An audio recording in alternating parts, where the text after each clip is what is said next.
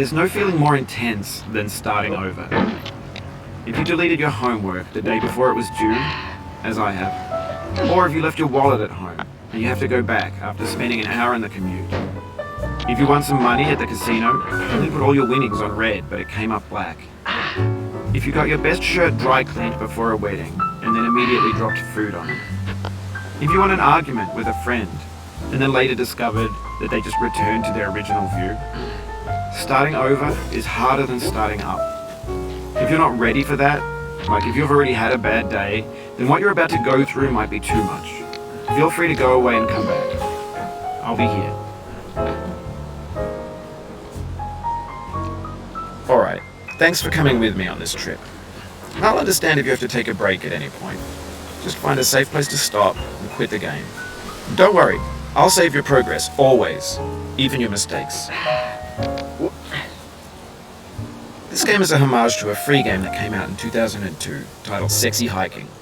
The author of that game was Jazzo, a mysterious Czech designer who was known at the time as the father of B games. And B games are rough assemblages of found objects.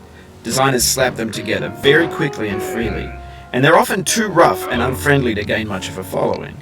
They're built more for the joy of building them than as polished products.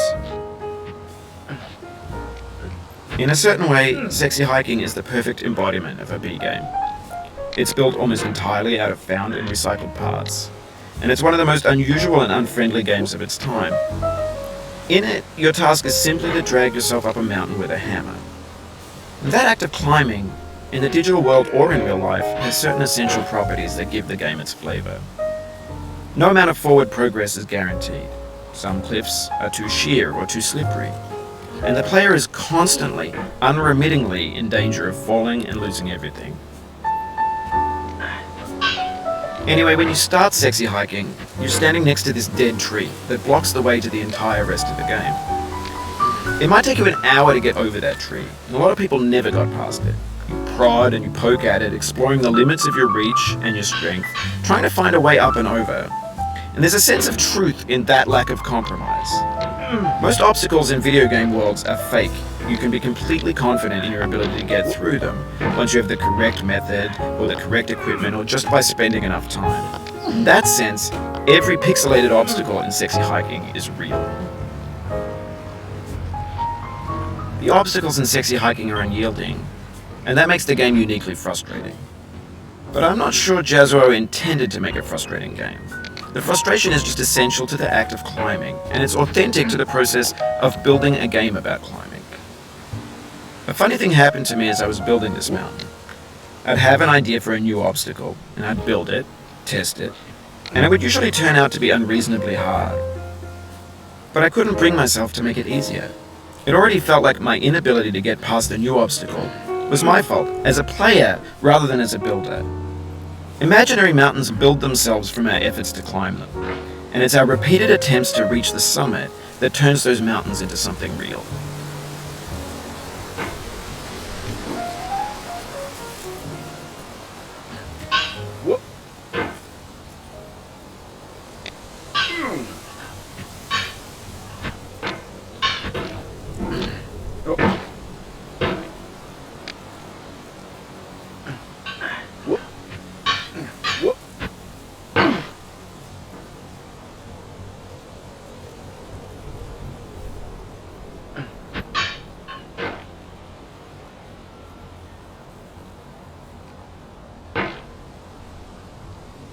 When you're building a video game world, you're building with ideas.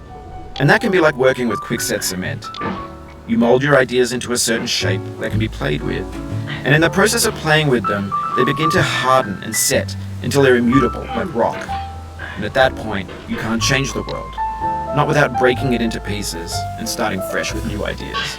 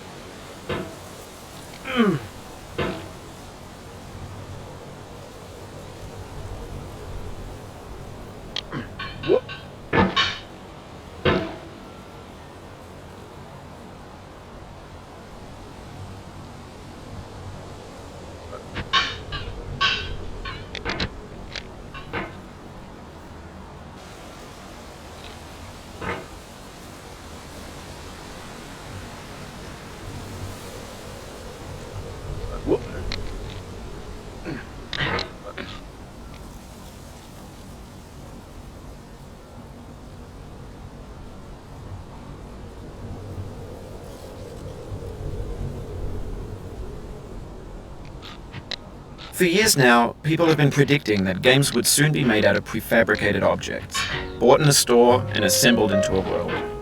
And for the most part, that hasn't happened, because the objects in the stores are trash. I don't mean they look bad or that they're badly made, although a lot of them are. I mean they're trash in the way that food becomes trash as soon as you put it in the sink. Things are made to be consumed and used in a certain context, and once the moment is gone, they transform into garbage. In the context of technology, those moments pass by in seconds. Over time, we've poured more and more refuse into this vast digital landfill that we call the internet. It now vastly outnumbers and outweighs the things that are fresh and untainted and unused. When everything around us is cultural trash, trash becomes the new medium, the lingua franca of the digital age. And you can build culture out of trash, but only trash culture.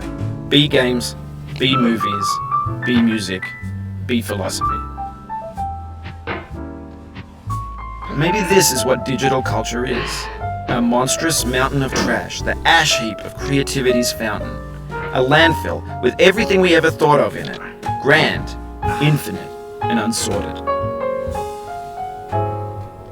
There's 3D models of breakfast, Gen X's fanfic novels, scan magazines, green screen Shia LaBeouf, banned stuff scenes on LiveLeak. Facebook's got lifelike bots with unbranded adverts and candid shots of Kanye and Taylor Swift mashups, car crash epic failed GIFs, Russian dashcam vids, discussions of McRibs, discarded, forgotten, unrecycled, muddled, rotten, untitled. Everything's fresh for about 6 seconds, until some newer thing beckons, and we hit refresh.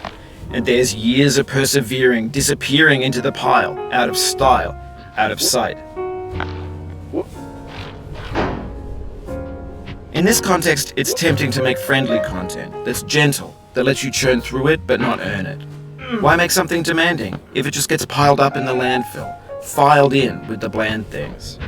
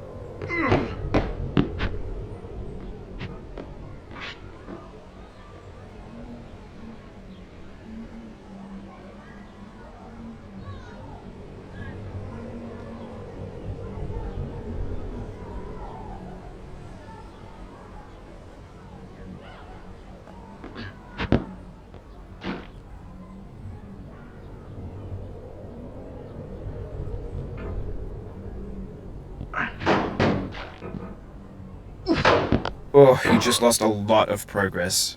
That's a deep frustration, a real punch in the gut.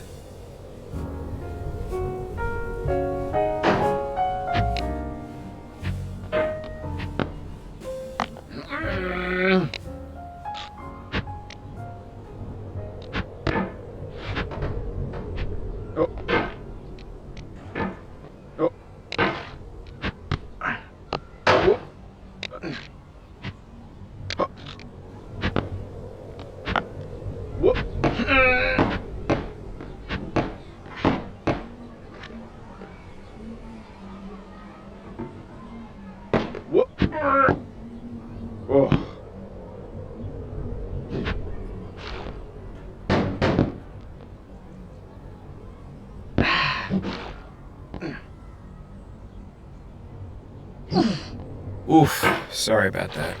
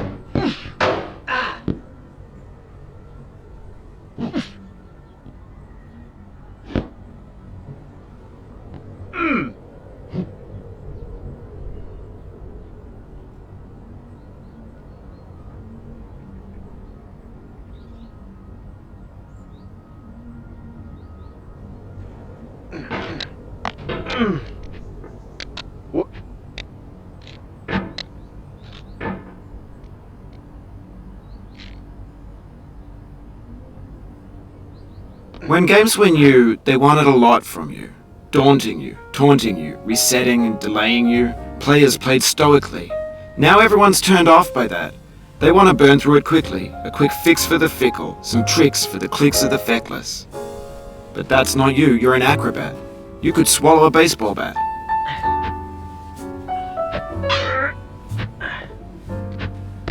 Now I know, most likely you're watching this on YouTube or Twitch, while some dude with 10 million views does it for you, like a baby bird being fed chewed up food. That's culture too. Whoop.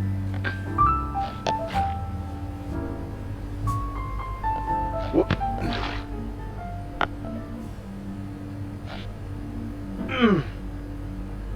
Ah.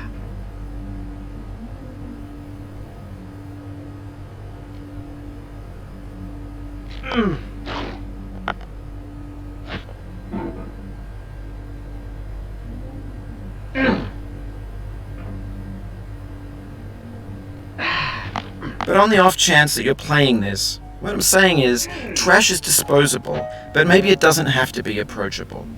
What's the feeling like? Are you stressed? I guess you don't hate it if you got this far. Feeling frustrated? It's underrated.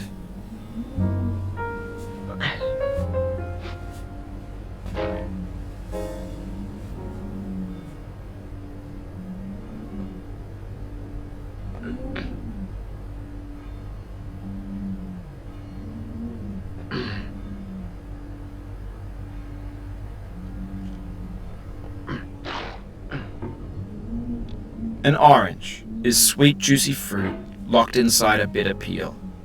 That's not how I feel about a challenge. I only want the bitterness. It's coffee. It's grapefruit. It's licorice.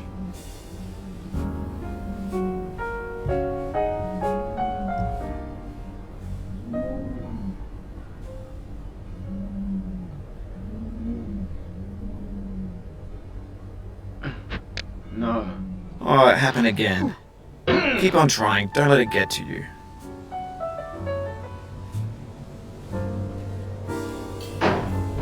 Whoop. Oh.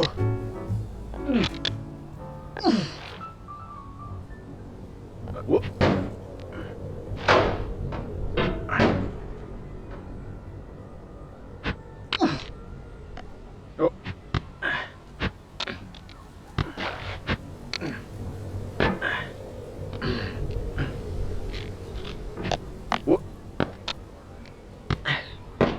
Oh.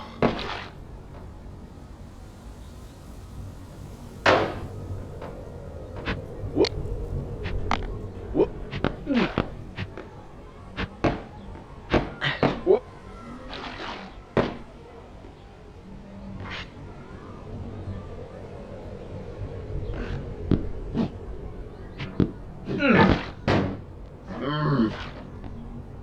This thing that we call failure is not the falling down, but the staying down.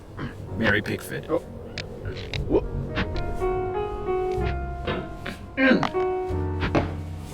Oh.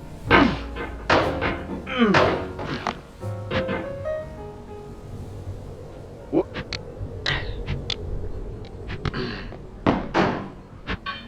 No. Oh.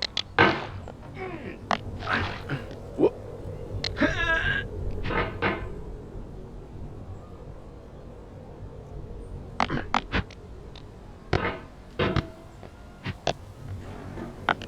Whoop. No.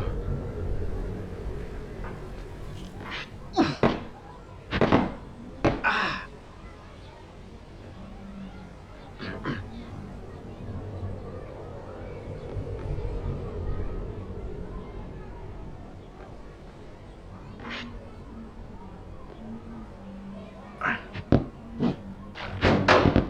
Oh.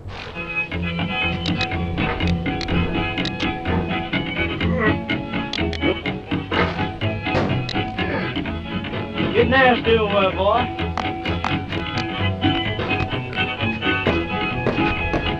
Going down the road feeling bad. I'm going down the road feeling bad. Going down the road feeling bad. And I ain't going to be treated this way. Oh,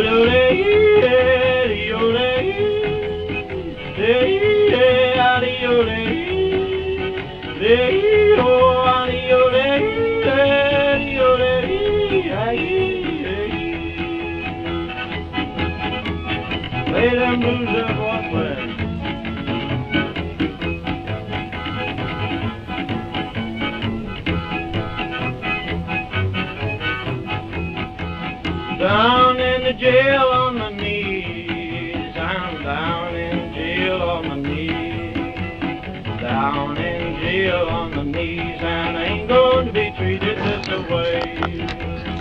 feed me on cornbread and cheese. They feed me on cornbread and cheese. They feed me on cornbread and cheese, and I ain't gonna be treated this away.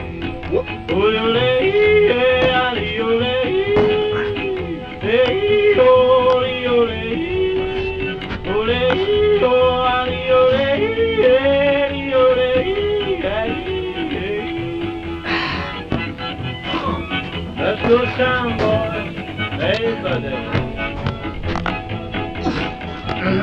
Oh, no, no.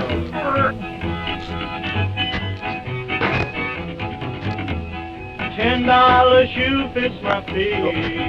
$10 shoe fits my feet. $10 shoe fits my feet, and I ain't gonna be treated this away. Going where the weather suits my clothes. I'm going where the weather suits my clothes. I'm going where the weather suits my clothes, and I ain't going to be treated this away.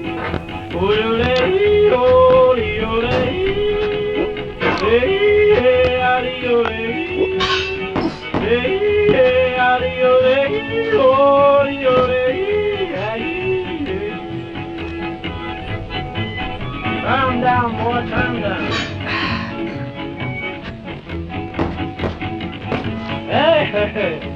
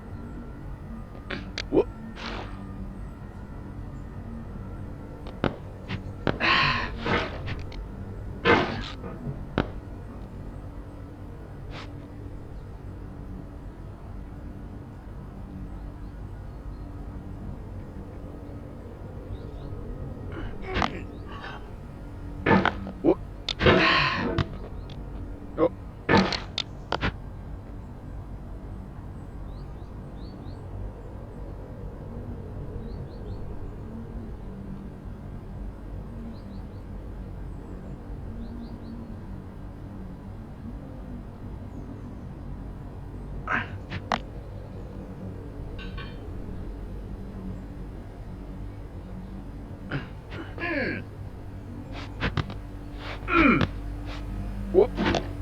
Whoop.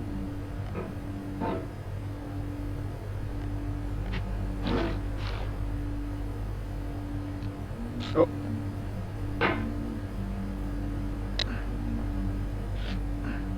Whoop.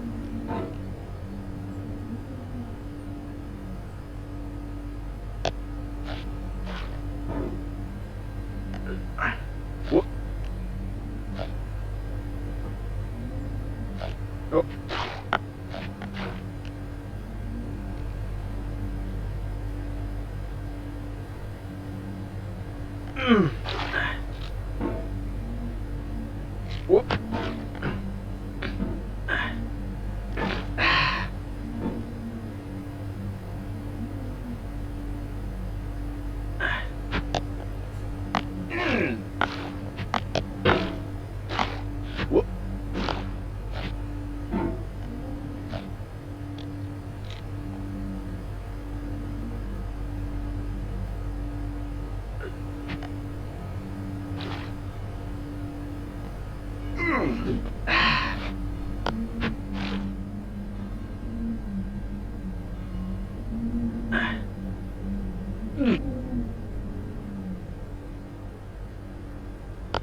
Oh.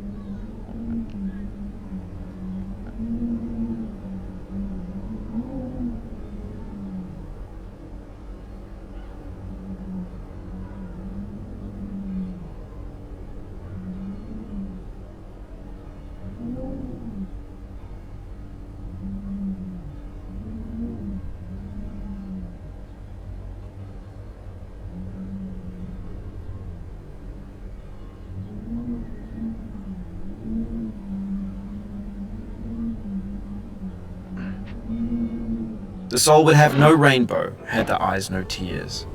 John Vance Cheney.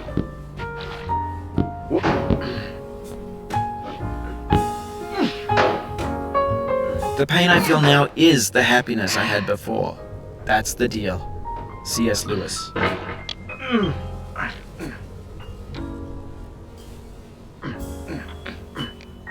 I feel within me a peace above all earthly dignities, a still and quiet conscience.